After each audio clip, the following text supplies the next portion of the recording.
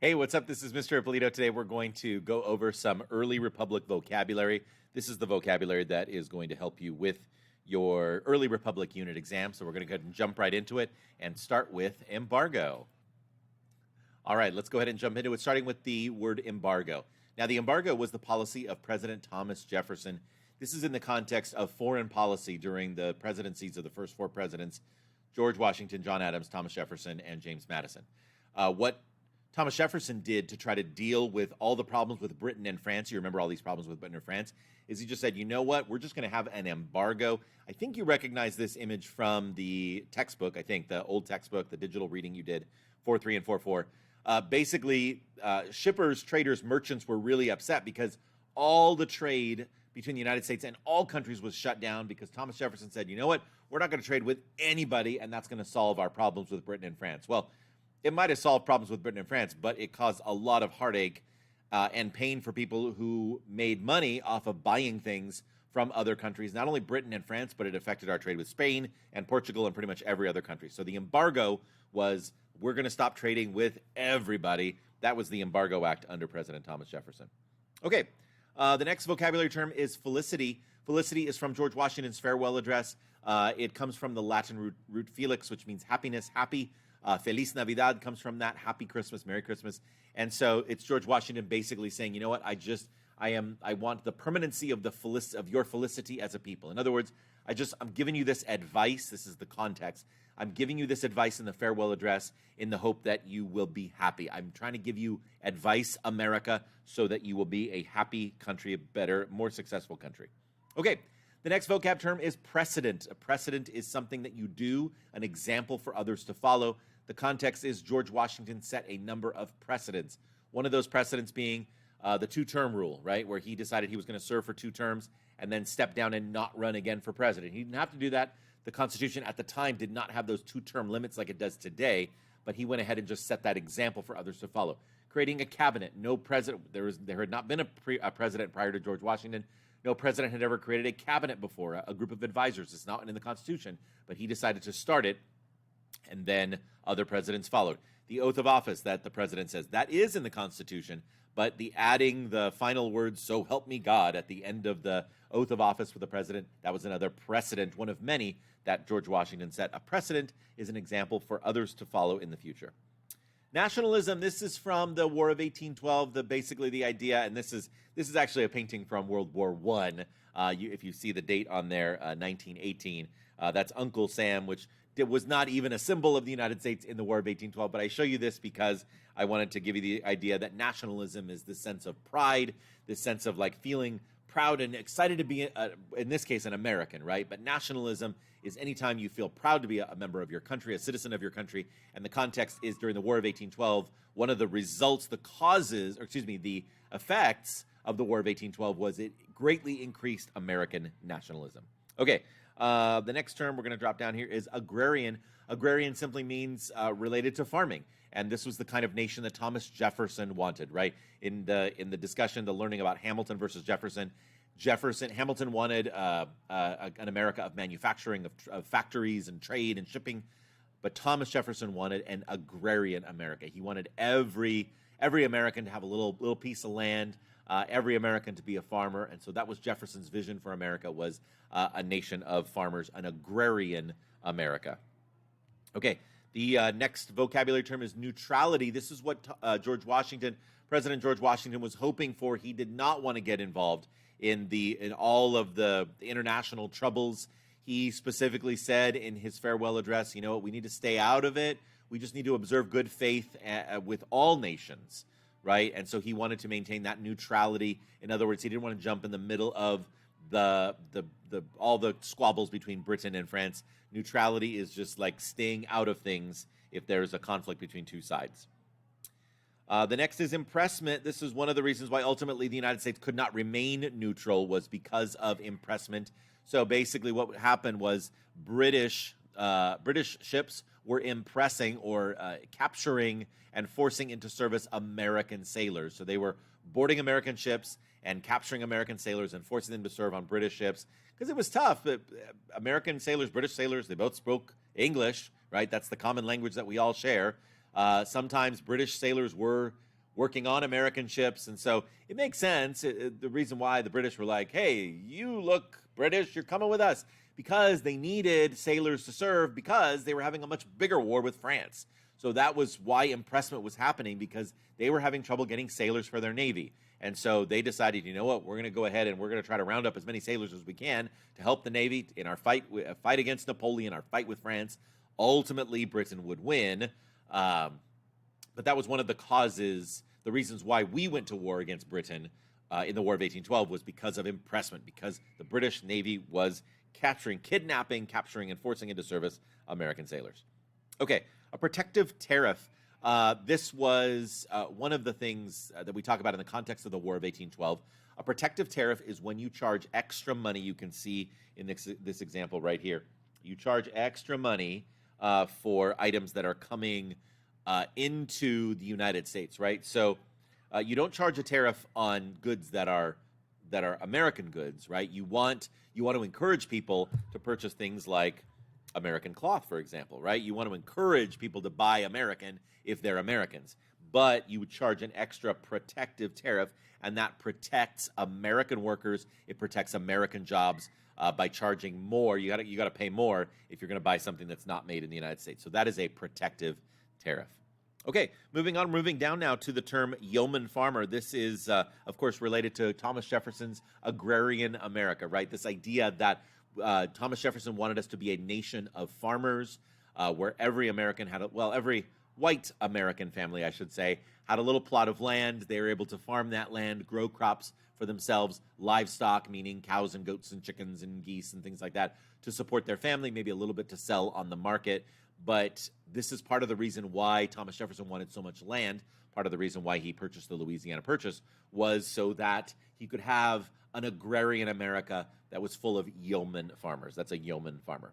Okay, manufacturing. So the contrast between Thomas Jefferson and Alexander Hamilton. Alexander Hamilton envisioned a nation of manufacturing, right? Of factories where we actually made stuff. We take raw goods, we take cotton, or we take wood, or we take iron, and we turn it into something, usually in factories. So this was Alexander Hamilton's vision of America, was a manufacturing America, where we actually made stuff and we sold it to ourselves, but then we also sold it on the open market to other countries as well. So that is what manufacturing is. It's making stuff, usually in a factory. Okay, now don't let this confuse you. You're going to look at this box and go, wait, Mr. Ippolito, this is not the vocab term that's supposed to be here, because the vocab term that's supposed to be there was status quo ante bellum. I'm going to go over that too. But the reason I switched it, so anybody who has a newer vocab printout, you're going to have this phrase here. If you have the older printout, you have status quo ante bellum. I'm going to end up explaining that when we get to here anyway. So let me just go ahead and go here. We are all Republicans. We are all Federalists. You should know this phrase because it is from Thomas Jefferson's 1801 inaugural. It is the idea that we have a peaceful transition of power in the United States. After the election of 1800, this is the first time that we're transferring power from one political party to another, right? John Adams was handing over power, and John Adams could have been a pouty little brat, and he could have been like, no, I'm not going to go to Thomas Jefferson's inauguration. He's from a different political party. I don't like him. Meh. I'm going to pout, and I'm going to be meh, meh, meh. I don't like it. But instead, John Adams showed up, even though Thomas Jefferson was his political rival and in some sense his political enemy. He showed up to Thomas Jefferson's inauguration. He showed class. He showed dignity. He showed grace.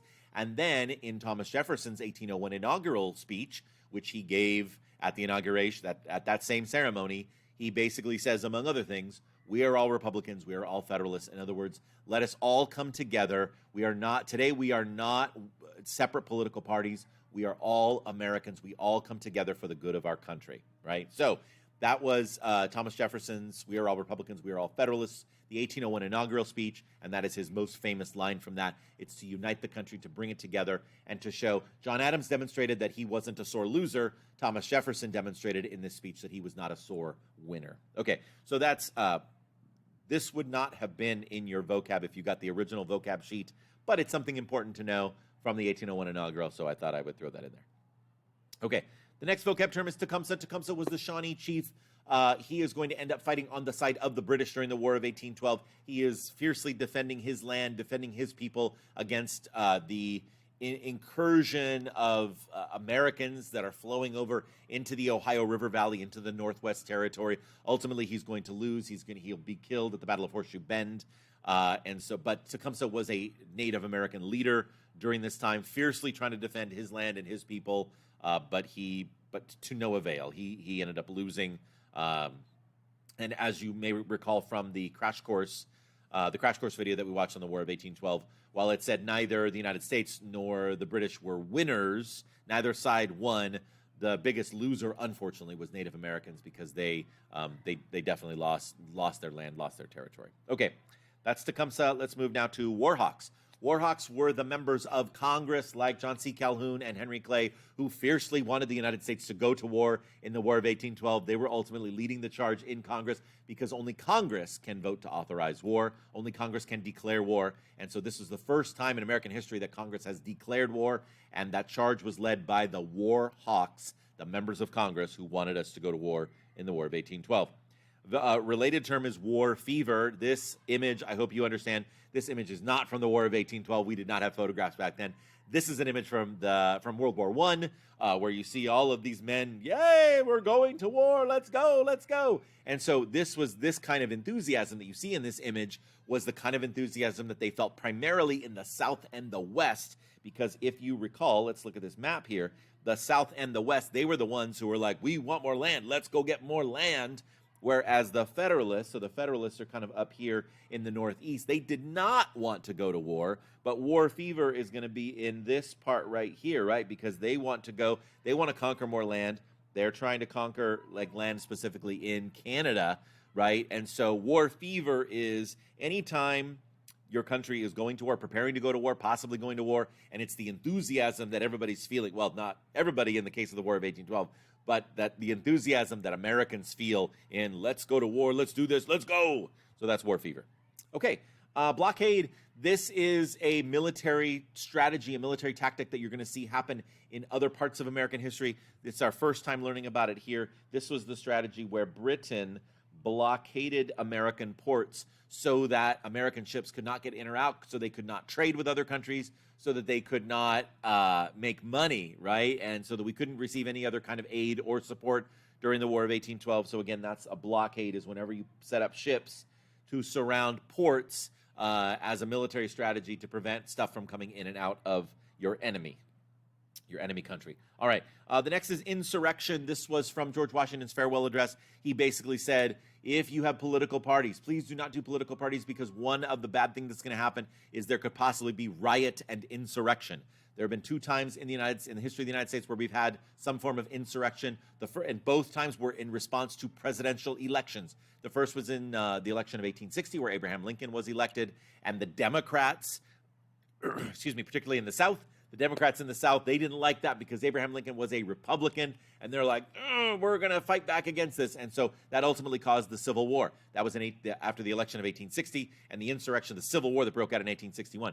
The other example of an insurrection not to the level of the Civil War was when some Republican supporters of President Donald Trump were upset that he lost to President Joe Biden in the election of 2020. And so they stormed the Capitol on January 6th, 2021, and there was a smaller scale insurrection, but they did try to disrupt the functioning of the government, because they did try to disrupt Congress's authorization of officially accepting the electoral vote to officially accept Joe Biden as the president of the United States. So that's insurrection. That's what President George Washington warned us about in his farewell address, and we didn't listen to him because we formed political parties anyway. All right, next term, Old Ironsides. This is the nickname for the USS Constitution, the strong ship. We were so far outnumbered. The British Navy had like 1,000 ships, and we had like 17.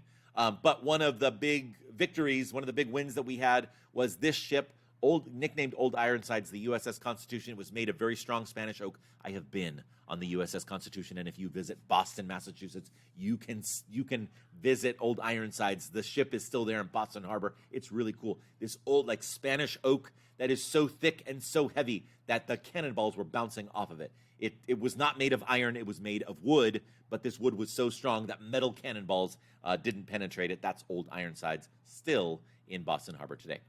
Apprehension, this is just a word that means fear. In the context of George Washington's farewell address, he said that he felt apprehension, because he was worried that our nation was going to lose its way. He was worried about what would happen after he was no longer president. And so this is just a really good vocabulary term because George Washington used it. Apprehension just means fear, and that was the fear that he felt upon leaving office. Okay, status quo ante bellum. This is just a Latin term that means the same as it was before the war. So in the context of the War of 1812, basically, and you learned about this in the Crash Course video, basically what happened is everything just returned to the way it was before the war even began. No land changed hands, no money changed hands, boundaries remained the same.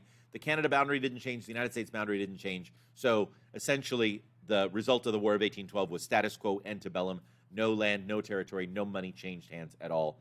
That was that term right there. And then finally, agitate. I put the picture of the washing machine here because this right here, this is an agitator in the washing machine. Some old-fashioned washing machines, not many of them have them these days, but the agitator is what agitates the dirt. The dirt does not like the agitator because the dirt that's in your clothes gets agitated out. It gets shuffled out of your clothes.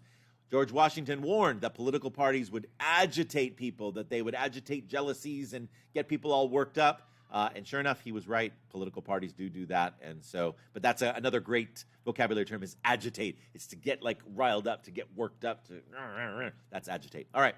I hope this was helpful and good luck on your early Republic unit exam coming up very soon. Take care. Have a great day. Bye-bye.